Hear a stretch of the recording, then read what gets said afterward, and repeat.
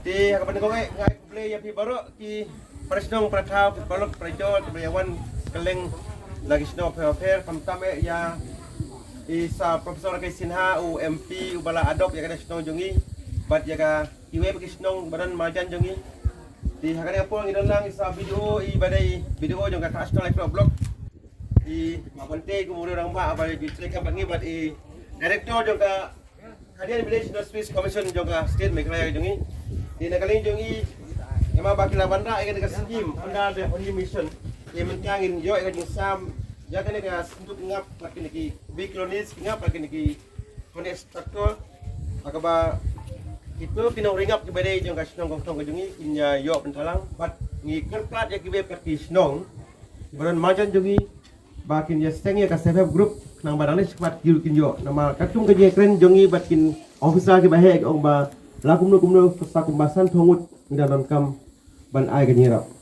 di kendi kadon kam ganyia telang ganyia kasalang barkaji ka drop jong sala ke sinha yang sno jongi kalong kum kajing play nanti nagamta karoi kapang di I would like director sir to offer this bouquet to our honorable MP Professor Sinha.